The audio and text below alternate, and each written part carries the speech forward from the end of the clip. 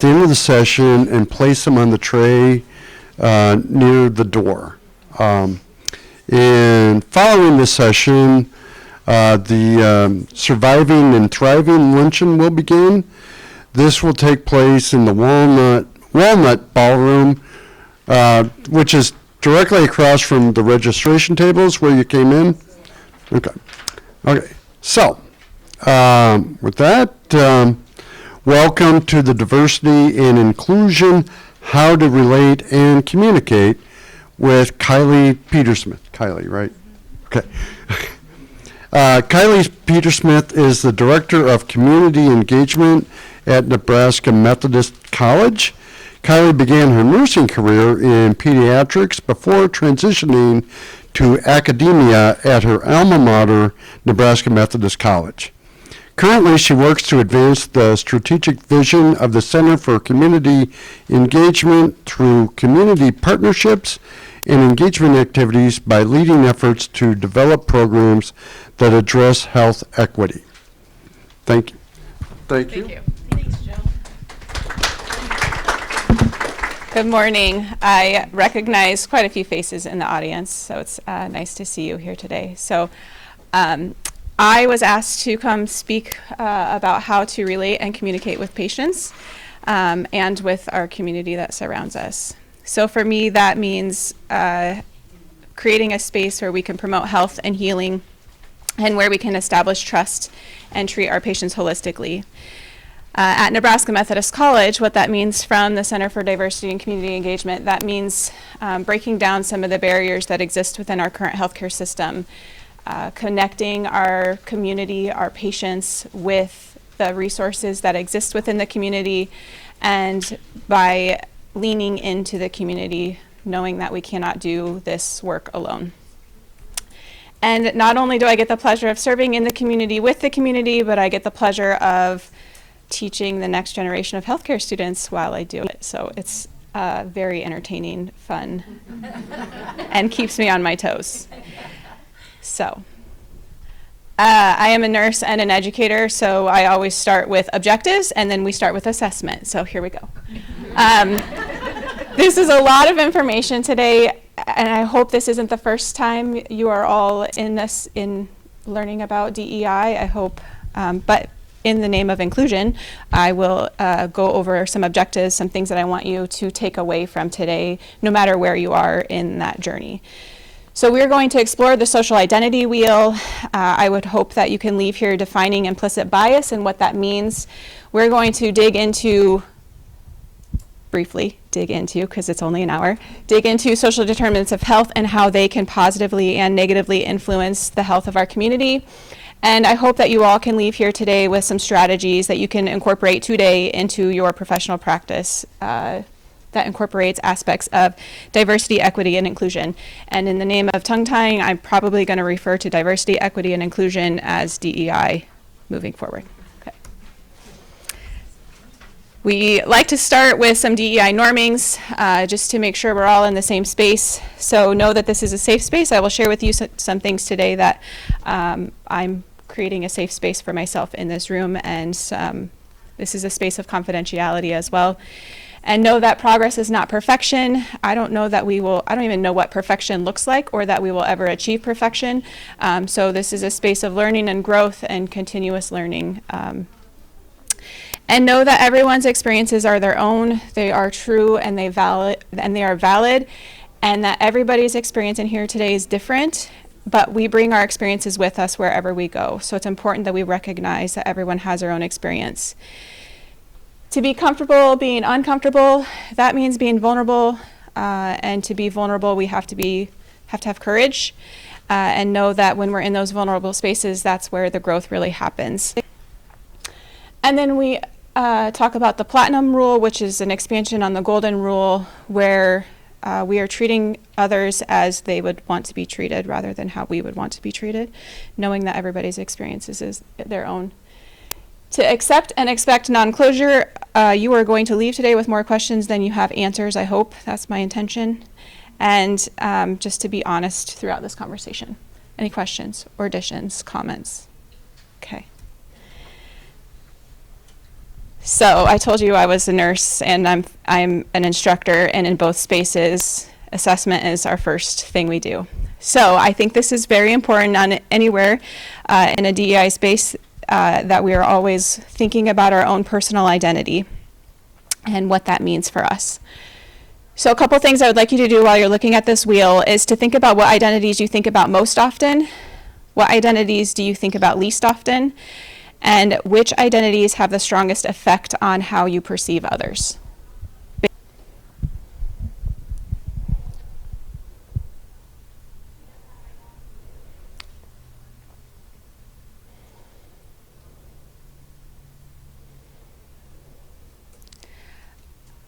I will share first, and then if anybody else doesn't mind sharing. So I think about sexual orientation and family as my two most common that I think about most.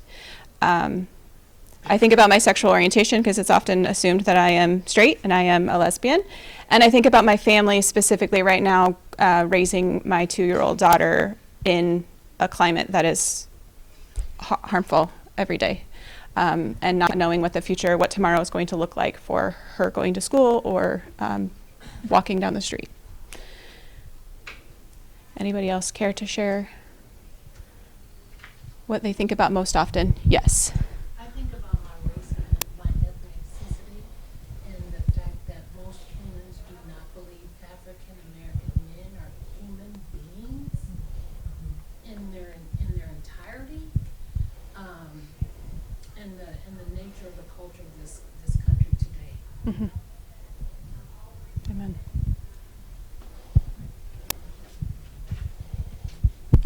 Anybody else care to share? I always think about my family and my work experience. You know, I'm a mom. I've got 4 kids, and then my passion of being a nurse. Yeah. Doing things that matter most to me. I think it's important to recognize that and assess this within yourselves. But the identities that we think about most often are often the identities in which we are the minority. So if I build on that, I've seen something like this before, and it was interesting, where people sometimes do the same exercise of what shows up at work and what shows up at home. Yes. So for me, sexual identity, sexual orientation shows up very strongly outside or at work, Mm-hmm. but it doesn't show up in my home, right? Yes. And if you think about it through that view, that minority statement you made is very, very impactful. Mm-hmm. And looking at these identities, which ones can you assume based on looking at somebody?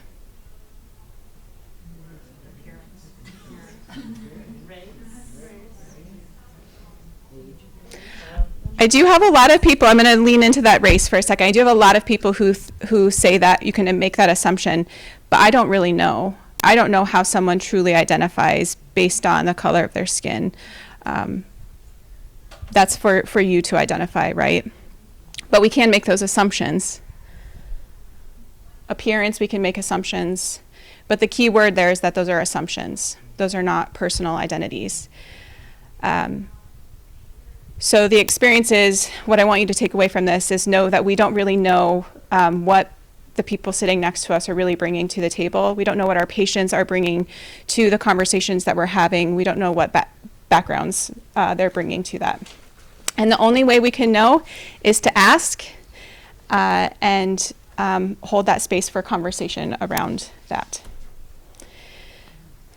Implicit bias is the second step that I think we need to do, is checking our bias. No matter your position, your title, your past experiences, we all have bias. And that bias can exist in positive forms or negative forms. When we think about bias, it's often that we think about negative bias, but that's a bias in of itself that we automatically assume it's negative. So know that it can be positive or negative, and implicit bias is unconscious.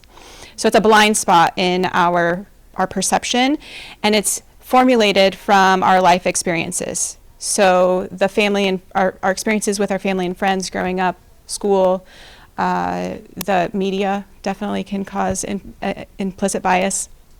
So an example that I have that I use a lot, I was brand new nurse walking into a room. I learned all through nursing school that as you age, you start to lose your hearing. And so I walk into a room with an elderly gentleman, assume that he's probably hard of hearing, and I elevate my voice so that he can hear me, and he yells back at me, "I'm not deaf." And I was like, "You are right, you are not.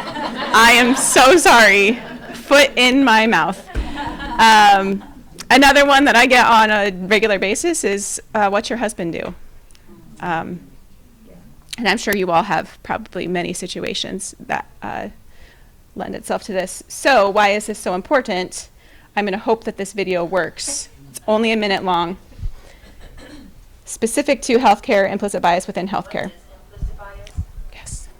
Implicit bias is an attitude someone has, either positive or negative, without being aware of it. They're developed over a lifetime of exposure from other people and the media. And usually, these assumptions drive people's actions. These unconscious assumptions are often about race, gender, age, sexual orientation, and religion. An example, in one study, a group of doctors said they didn't have a bias toward people of color, but 2/3 were found to have an implicit bias against Black people and Latinos. This bias showed up in how the doctor communicated with the patient and whether the doctor showed concern for the patient. And this bias affected the care these patients received. In some cases, doctors recommended different treatment plans based on the patient's race or gender, which can impact health outcomes for those patients. We may be unaware of our own biases, but we need to work on recognizing and changing them to have a more equitable society.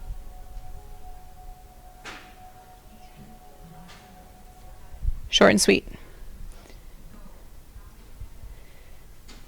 And since we only have an hour, I'm going to move on. Okay. Then, oh boy, time out. There we go. Okay, the third step then is to have conversations. This is where the vulnerability and the courage comes in, but really where our growth starts.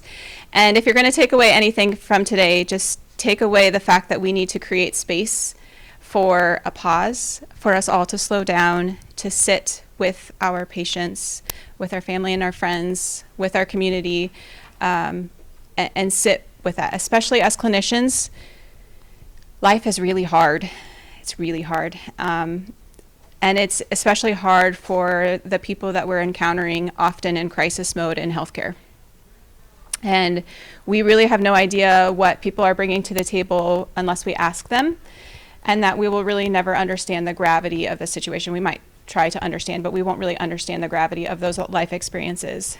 And especially when we're talking about a diagnosis of cancer, that diagnosis of cancer is going to forever shape the way that they perceive life around them. No matter the type of cancer they're diagnosed with, no matter the severity or what stage it's in, it's going to forever shape how they come into situations. And so we need to remember that we're all experiencing trauma on a daily basis, on top of some of the trauma that we might be sitting with in conversations with our patients. So not only do we need to create that space for ourselves as healthcare providers to process our own traumas, but also to handle some of those situations that we're sitting in constantly. And to remember that we need to shape our experiences from a cultural humility lens. And that brings the experiences of those individuals into the conversations that we're having with them. And remember that there's no one-size-fits-all approach for everyone, so I don't have really any answers here today other than to, I think, sit with somebody and ask them, how can I best help you heal? What does that mean with this diagnosis? They probably won't have the answers as well. But by asking that question, you're creating that space of trust and a space where you're giving them power and control in that treatment regimen, potentially. And you're also going to pull in some of those barriers that they might be experiencing that we'll talk about with social determinants of health that we don't know about always in healthcare unless we ask. but definitely impact their ability to heal, impact their ability to come to treatment and such. So making sure that we're centering transparency and autonomy in that treatment. And as an organization, I think we need to talk more about where bias exists within our systems. Even if it's as simple as, am I using neutral language on my intake forms or in my direct conversations with patients? Am I requesting the appropriate information from individuals despite their race or ethnicity or gender or age? And am I allowing the appearance of my patient to influence the way that I am interacting with them?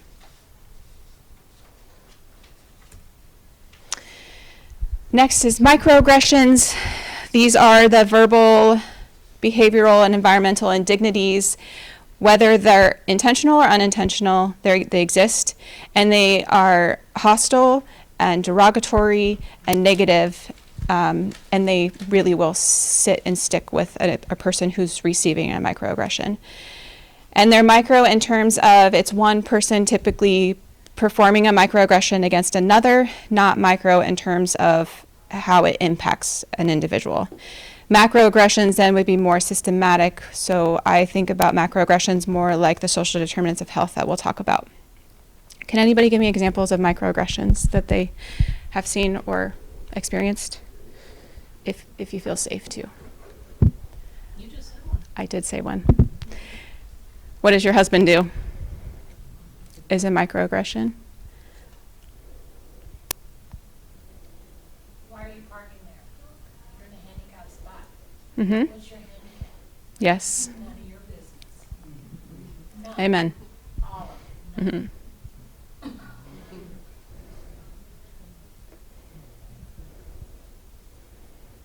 I hear often, and this is a safe space, so I hear often, I don't see color. I have students who will say that, I don't see color, with an intention of maybe thinking that they're treating everybody with respect and dignity, but in saying that, you are eliminating an identity of a person of color. So these are really harmful, and they're hurtful, they're daily interactions, and those daily interactions do build up. So real quick, some strategies that you can take with you. That's why we can't have nice things. Might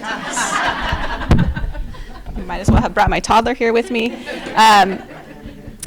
The Harvard Implicit Association test is one example of many that you can take. They have different tests that you can take based on different contexts, age, race, ethnicity, etc. To remember to take a pause, create space, set intention, and then really learning how we as individuals can address microaggressions in the moment or after the moment, which I'm queen of doing post-microaggressions as an introvert.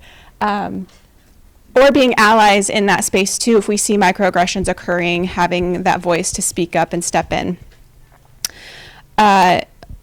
One thing that I hear regularly, and again, this is my lived experience, but I hear people say, oh, well, that's so gay. And that's hurtful to a lot of individuals. So I'll often say, I'll step in and say, when you say that, it made me feel like this because of this. And it's telling others how I feel, even though their intention might not have been to be hurtful, the impact was. But what I'm really good at is I'll sit and let it fester for about a day, and then I'll come back and say, okay, yesterday when you said that, this is how it felt. Questions on that? My question is, how did the person react to you when you said it to them? Were they responsive? Oh, I've had all sorts of reactions back. For the most part, I will say there have been many microaggressions that have occurred where I don't address it in the moment because I don't feel safe to. And so those are the ones that will build up over time and really influence my interactions. I was just on our mobile diabetes unit a couple weeks ago and had a gentleman who was a patient seeking care on there who was very verbally upset that we had gender inclusive questions in our demographic collections, and he just thought it was absurd, and he wanted to speak with the person who made that decision to put it in there. And I said, well, sir, that's me. So we can have that discussion, we can talk about it. And earlier in the conversation, he had asked me where it was Valentine's Day. That's what it was, because it was Valentine's Day, and he wanted to know what my husband got me for Valentine's Day. So I actually excused myself from the situation then when he became upset that he saw those questions, because I didn't know how he would react. But if the intention is to not do harm, if it was a joking around of, like, well, that's so gay, I've had friends say it to me, and as soon as you change the lens to, often it takes an experience that we can relate to for it to really click. So as soon as they saw that, oh, I just hurt her, I love her, she's my friend, I won't say that again. So, yeah.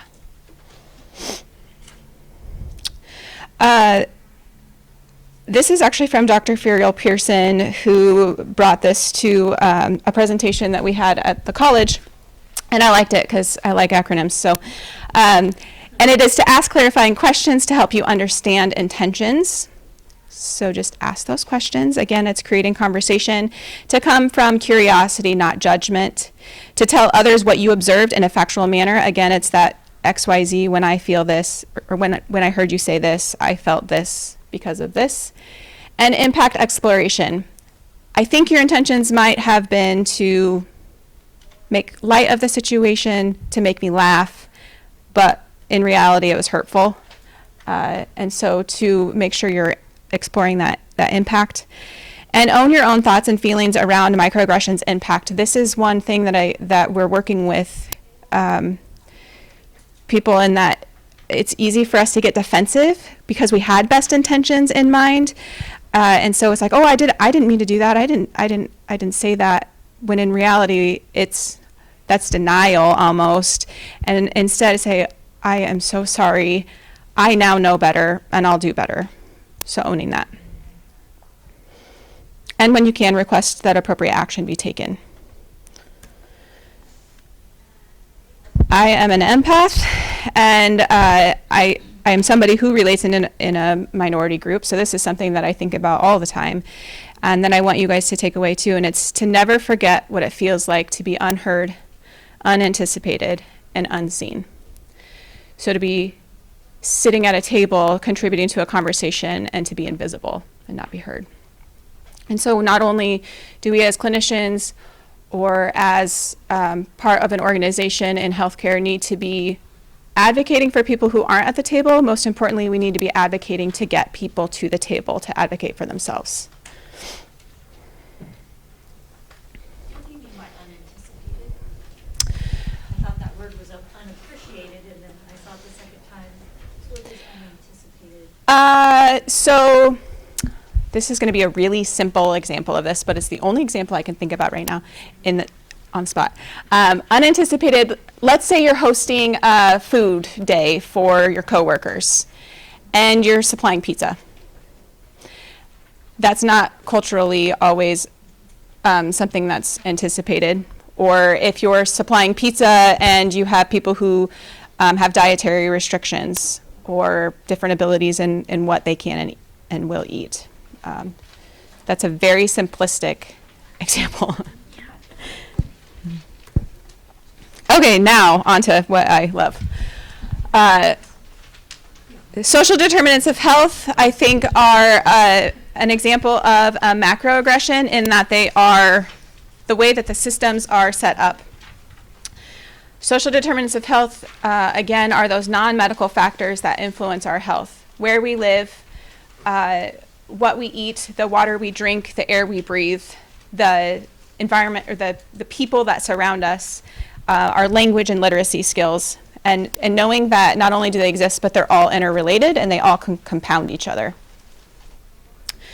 So poverty, it probably is not a surprise to anyone here that the higher the income of countries, the better life outcomes we typically see, the lower likelihood of disease and premature death we see. In the United States, we see poverty, we see 37.2 million people living in poverty, and 11.6 million of those individuals are children. And we know that poverty is very closely linked to hunger, food insecurity, housing instability, and is more likely to experience discrimination, racism, which we will touch on in this presentation. We're more likely to see violence and incarceration in low-income communities, and definitely see resource-poor districts in the terms of medical care especially, which increases the incidence of chronic and acute infections. Housing instability. Maslow was right when he said that having shelter is a basic need. It's not always treated as a basic right in the United States. When we're looking at individuals who have experienced homelessness at any point in their life, we know that there's a 12-year life expectancy difference. They will die 12 years sooner in life having experienced homelessness. And people who are living in chronic homelessness have a life expectancy that is 25 to 30 years shorter. We also know that housing instability is very closely linked to poorer housing conditions. So we see more things like poor air quality, air pollution from the environment that surrounds them, mold, pests. In Douglas County, we'll talk a little bit about the lead Superfund site and how that plays a very dramatic role. And those things will increase the incidences of allergies and asthma, and research is now showing a correlation to increased incidences of cancers. So when we're talking about affordable housing options, it's important that we as healthcare providers aren't the ones necessarily going to be providing the affordable housing to individuals, but knowing that there are community members who do have that ability.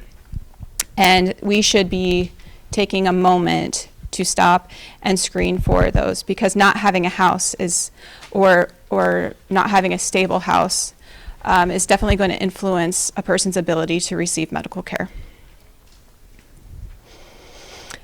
Access to foods. Food security is very closely linked to income and poverty. When we talk about healthy eating habits, we typically talk about controlling our calories, limiting our intake of sugars and salts and saturated fats, and eating a variety of fresh fruits and vegetables. And we haven't in the past stopped to think about what that means for somebody who's living with limited resources. Because accessibility and affordability are key in the ability to eat healthy. So we can't just say eat healthy for many people. Individuals without a vehicle or convenient access to transportation, which again often is more likely to appear in areas with lower incomes, they don't necessarily have the access to healthy food choices. We have food deserts both here in Douglas County and in rural Nebraska, where we see far more convenience stores that have the processed foods readily available and more affordable than grocery stores. And when there are grocery stores, those grocery stores often will have increased prices of those healthy food options. I could go into some of the great things that we're doing too. There's been raises in SNAP benefits. There has been changes within the WIC system to promote more fresh fruits and vegetables. I've definitely seen within food pantries more fresh fruits and vegetables being given out. But you're still seeing a lot of the processed foods that are more readily available, more convenient, faster to cook, easier to transport, etc.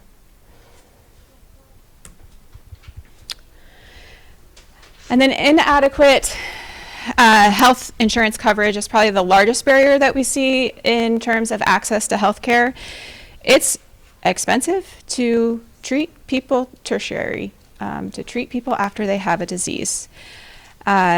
And especially expensive for individuals who have limited financial resources. So preventative services or even early intervention are often foregone because of the cost. And so we see people entering our system in tertiary or in crisis mode, where the problem is much worse than had we detected it earlier. And individuals without health insurance are not going to have the ability to receive, or are going to have limited ability, to receive preventative care than those that have insurance. And so it's really important that we start thinking about how do we set our system up to bring prevention to everyone, regardless of health insurance. Over half of the individuals in the United States who do not have health insurance are people of color. And those are largely concentrated in states that have not had Medicaid expansion. I feel like I am not doing these slides justice because I'm just skimming the surface and all this, but it is so much to dig into, so bear with me. Environment. Where we live matters. We can predict life expectancy based on the zip code in which we live. I'll touch on this too. There's a 12-year life expectancy difference between somebody who's living in a zip code in eastern Douglas County than in western Douglas County. Just in our 12 years in our community here. Environmental hazards like air pollution. In rural Nebraska, we have to think about the harmful agricultural products that our farmers are being exposed to, or that families and the community members are being exposed through the air or in their water. From the runoff, we have to think about poor water quality, which is being talked about right now in Douglas County. And know that those things are all more disproportionately situated in communities of low income. An example that I can give too, thinking about diabetes, we again have looked at don't eat too much sugar, watch your weight. If you have a family history of type 2 diabetes, you're at risk for developing it. If you haven't read, there's quite a bit of research now coming out that's closely linking BPA, which is in our plastics, to being an endocrine disruptor and causing type 2 diabetes. So not only do we have to think about some of the things that we have, but think about things that we haven't thought about, that, again, plastics, we see more plastic use in, in shampoo bottles, in the foods that we heat or the containers that we heat our foods up with, in the processed foods that are microwavable. You just stick them in the microwave. We're being poisoned by microwaving our foods in plastic. Take that away with you. I had the privilege of going to Chester, Pennsylvania for a talks tour with the Alliance of Nurses for Healthy Environments. And Chester, Pennsylvania is a small town in Pennsylvania that's situated literally across the train tracks from one of the largest waste incinerators in the United States. So it's where we send all of our trash. And it reminded me a lot of you can see the pictures of all the lights down here, that bottom right corner. So this is the street we're walking on. Chester, it's about 40,000 homes, so it's about the size of Northeast Omaha. It reminds me a little bit of Northeast Omaha in the fact that Florence Boulevard has the OPD plant right across the street. Very symbolic to that. Anyways, the largest dumping incinerator, not only are they polluting the air through the waste that's coming out of their smokestacks from burning it, but they are then dumping the ash from the waste into a dump pit, literally situated across the train tracks from where these kids in this community play. And for years, I talked with several residents that live in this community and several advocates in the community who are working to get these incinerators shut down. But for years, they have believed that cancer has ran in their families, that eventually they're going to be diagnosed with cancer and they're going to die. And it wasn't until recently when like the EPA came in and brought up the fact that Chester has some of the highest percentage of low birth weights in the state, which is nearly double than any other county in the state. They have mortality and lung cancer rates that are 60% higher than the rest of the county. And their children have the highest lead concentrations in their bloodstream than any other area in the state. So they find this out and then they realize that it's not necessarily hereditary, it's environmental exposures.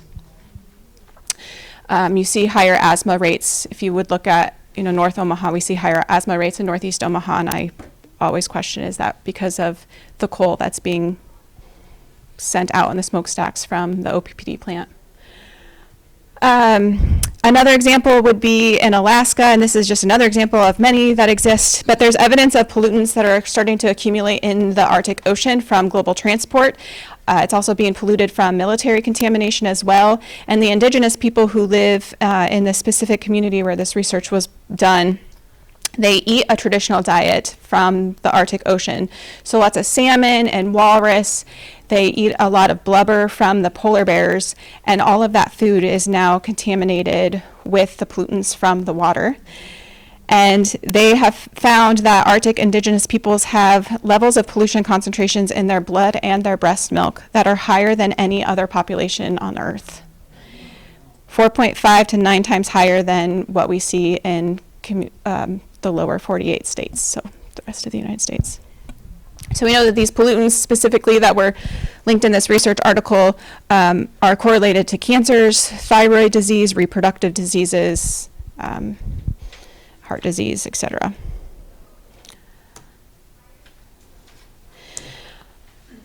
Okay, I need a drink, I think. Racism is another example where it's being linked to poor outcomes, including low birth weight, preterm birth, higher infant mortality rates, and lower cancer survival rates across the United States. When you look at statistics, Black Americans are 60% more likely to develop diabetes, 40% more likely to develop hypertension, and that those statistics are very similar when we're looking at indigenous communities, Hispanic immigrant communities as well. So I have this picture up here. If anybody is unfamiliar with redlining, is anybody unfamiliar with redlining? Because everybody's familiar with it. Okay, okay, yes, then I would love to go through it. Okay, so redlining stems back to a long time ago, the 1930s specifically. We were just coming out of the Great Depression. And one of the ways that the United States wanted to boost the economy was to get home loans, to promote home ownership. And so they developed a system, by they I mean the United States developed this system of determining who was high risk and who was low risk to promote home ownership to. And when we're talking about the United States in the 1930s, race and immigration status was definitely critical in determining that level of risk. And so was the environment. So the areas of, I'm going to refer to Omaha specifically, this is the map of the redlining that occurred in Omaha, in Douglas County. The areas of Omaha that had plants and factories in it were designated a higher risk because it was more toxic, a more toxic area. So you can see on this map there's red, yellow, blue, and green, and that's how that level of risk was determined, whereas the red was the highest risk, followed by yellow, green, and then blue was very low risk. The red and yellow is currently where, if you look today, still most of our industries and plants are located. The stockyards were located down here, and it's kind of covered up in that southeast and sea there. And between 1930 and 1960, in that 30-year period, 98% of the home loans that went out to individuals went to white home buyers. So not only were we limiting where our communities of color were living, we were limiting equity to be built up and limiting generational wealth as well. And when you look at these red lines that were drawn around Omaha in the 1930s, they still exist today. These are current maps. Well, this was from 2018, which feels like it was just yesterday, but it really is a couple years ago. But the most recent maps that I have from the work that we've been doing with Douglas County, this top map here is, I'm going to try to not get blinded by this top map here is the lead Superfund site. Is anybody, I'm just going to assume there's somebody that might not know. Douglas County is the largest lead Superfund site in the United States. By Superfund, I mean it's an area designated as a toxic exposure from the Environmental Protection Agency. And so we have thousands of homes in northeast and southeast Omaha in 11 zip codes that have lead in their soil and in the exterior paint of the homes, which are poisoning our children if they come into contact with it. Lead is very dangerous to children's development. So this is you can see that this very much overlaps where the red lines and the yellow lines were drawn in the 1930s. Still exists today, where we're still, one of the biggest plant polluters was shut down in 1997, but still 30 years later, we're still trying to mitigate the effects and mitigate the lead that's in the soil that our kids are coming into contact with. This map, same time, shows poverty in Douglas County, whereas the red areas are the areas that have the highest poverty rates. And that map over there, you can see all the red dots. That shows where the oldest housing stock is. I bring these maps together for a couple reasons. One, I use this to talk about the dangers of lead to our students in healthcare, in that our children not only are coming into contact with lead in the environment from the soil that they're playing in, but they might also probably live in a house that was built before 1978 that has lead in the paint and in their plumbing pipes. And they might also be living in poverty, where they are suffering from food insecurity and have iron deficiency anemia, which puts them at risk from a metabolic standpoint. And if you compare these maps to, just build on that, if you compare these maps to where our healthcare facilities are concentrated, where our transportation access points are, grocery stores, stuff, it's very compounding that there's a lack of resources in comparison to Western Omaha than there are in Eastern Omaha. That's heavy. And again, that 12-year life expectancy difference is existent too. How am I doing on time? Okay, it's 11:11, 111. I don't know if that's good or bad.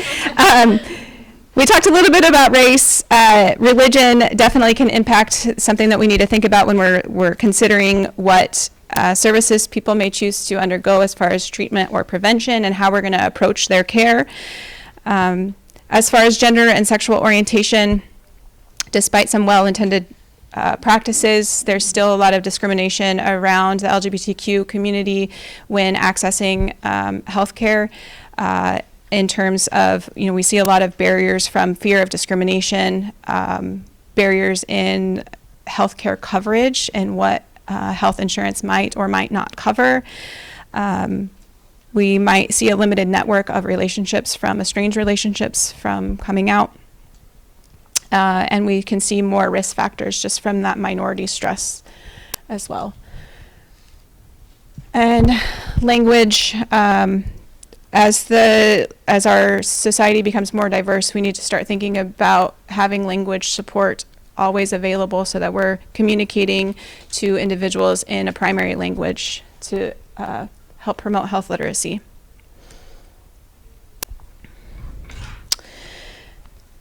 Employment and education.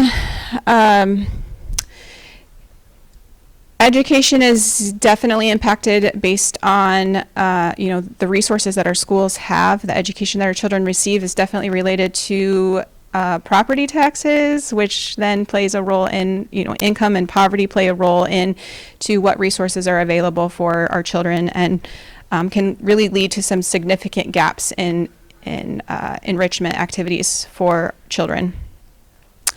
Education associated with health, we see adults with lower educational attainment have higher rates of heart and circulatory disease, higher rates of diabetes, liver disease, and psychological symptoms. And education affects our type of employment. Unfortunately, we live in a society where credentials mean more sometimes than our experiences. So jobs can, with people who have lower educational degrees, they're more likely in the United States to work unsafe jobs where they're working longer hours, shift workers, potentially coming into contact with more harmful chemicals, maybe more likely to be prone to injuries. And I say that in a room full of healthcare providers who work shift work, so I am fully aware of that. And then employment definitely can impact our ability to have health insurance, paid sick leave, and some of those benefits that do come with full-time employment. I've touched on rural America a little bit, but just to skim the surface, rural America faces more health inequities than urban counterparts when you look specifically at the 5 leading causes of death in the United States. So heart disease, stroke, cancer, unintentional injuries, and chronic lower respiratory disease. All 5 of those, we see higher rates of death in rural America than we do in urban. And a lot of that has to do with the physical distance to get to a healthcare provider, the transportation barriers that might be in existence. There's also perception coming from rural Nebraska. There's a perception of, I'll just take care of myself. So waiting until kind of last minute or until things have worsened before seeking healthcare. And then we just have a shortage of healthcare providers, specifically, all healthcare providers. There's a 62% healthcare shortage of primary care physicians in rural America, tongue-tied. But only 20% of the population lives in rural America. So that's a pretty big gap. And that's with primary care providers. That gap even increases when we're starting to think about specialty services like cancer. And then social cohesion are the relationships that surround us. One indicator of social cohesion that's very positive is shared resources. So having a neighbor or a friend who can help with a ride to an appointment, or who can help with childcare so that you can go to an appointment. We see with more social cohesion, you see better self-rated health, and better access to medical care, healthy food options, and places to exercise. On the opposite, though, social isolation is pretty detrimental to both physical and mental health. I think the pandemic really highlighted that, so I won't go too much into that. But we really need to think about, especially our elderly population as they age and start to lose families and friends and lose relationships, that it plays a critical role in their sense of self. Okay. So why is this so important? I hope that you have the answer, but it's estimated that about 80% of our health outcomes are directly attributable to social determinants of health. So no matter what we do from a healthcare perspective, if we're not addressing our social circumstances, we aren't truly providing holistic health and aren't really going to make a big difference. And that's evident in our current system, in the fact that we spend, the most recent estimate I saw was $4.5 trillion is being spent in the United States on healthcare. And we have the worst, dead last, of any other industrialized nation as far as health outcomes. So the worst infant mortality, maternal mortality, the lowest life expectancy, and the highest chronic disease burden, even though we're spending far more than any other industrialized country on healthcare. And when you compare us to other nations, the Institute of Medicine did research that shows, if you would compare what we spend on social services and healthcare to what other industrialized nations are also spending on the same thing, we spend about the same. But because we aren't spending that money, we're only spending it on healthcare for a majority, and we are having terrible outcomes. So that's unfair, unjust, and really just unethical. So we need to really think from a systems perspective about how do we change the way that we're currently set up. Health equity is the state in which everyone has the opportunity to attain full health potential, and no one is disadvantaged from achieving this potential because of a social position or other socially determined circumstance. So that's striving for the best health care for everyone, but giving particular attention to those who need it the most. So an example that I can give is handicap accessible sidewalks. They are going to provide ability for people who are in wheelchairs, but they're also going to increase the safety for children, for families who are walking with strollers, for the elderly, for somebody who might be on their cell phone, distracted, walking down the street, and it's harming no one. As far as I know, I don't think they're harming anyone. So it's providing them the attention where it's needed the most and providing that accessibility where it's needed the most, knowing that everybody hopefully will benefit from it. There's an analogy in public health that I like to give to students anyway, if you haven't heard it. It's that we are, as healthcare providers, standing downstream on the river, and as we're looking out into this river downstream, we see a person in the river flailing. They are being pulled under the current. We naturally, as healthcare providers, are going to jump in, drag that person to the shore, bring them to safety. And just as we get there, we look out and see another individual who's flailing, so we jump in.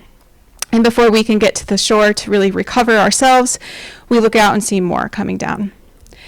And when we're thinking about moving upstream, and what we really need to do in healthcare is somebody needs to go upstream and figure out what is causing people to fall into the river.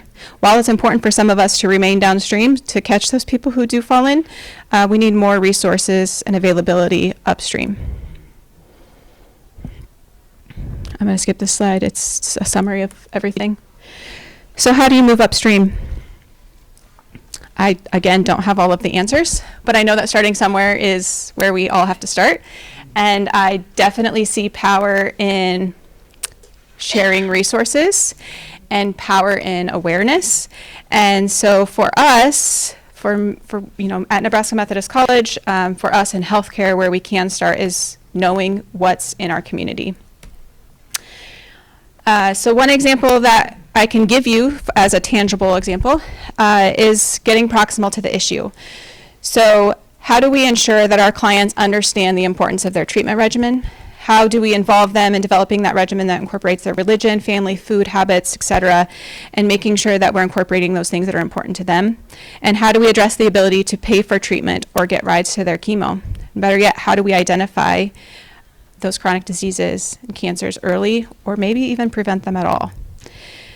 So what we do is we work with some community partners, and I see some community partners in the room, that share a vision, that have the trust and the rapport in the community, that know where we can do the best work, that makes our efforts more effective, so that we can be access to healthcare where people need it the most. So for children, that might be in schools.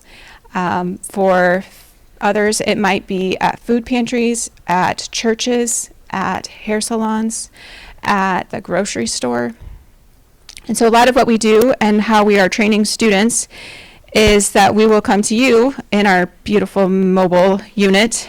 If there's a parking space, we can come, and if there's not a parking space, we will bring the supplies in our backpacks or in my fanny pack and come.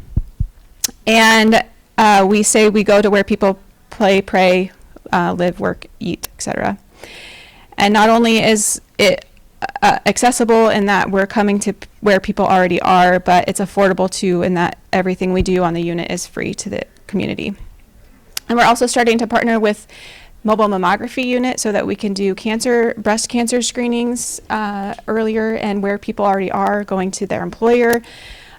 We have partnered with other organizations offering Cologuard, colorectal cancer screenings, and we are primarily reserving our focus and our efforts to underserved communities, the uninsured, underinsured communities.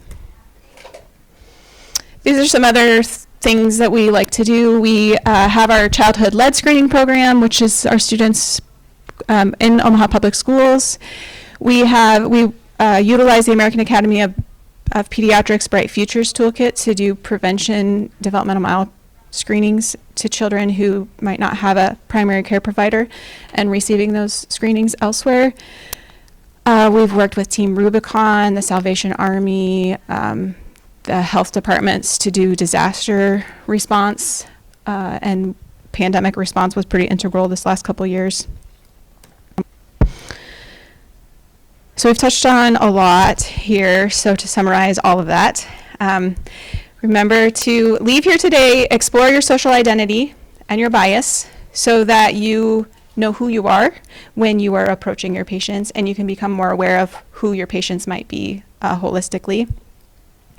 And also remember to take care of yourselves, to put that in there. And understand that disparity exists in who develops cancer and who develops chronic conditions, and it's not always in their control. A lot of it is not in their control. And those that are underserved or in marginalized communities are more likely to have worsened or compounding conditions. And so we really need to start thinking about social determinants of health, whether we are doing that assessment directly or working with other organizations who have their boots on the ground and do it well. And know what resources are in the community, partner with them to get prevention efforts out. We do need some people to stay downstream, so if you want to stay downstream, great. Let's talk, and we can talk about how we can have some services move upstream together. That's all I have. That's all. We have 5 minutes if anybody has questions or thoughts, feedback. Yeah.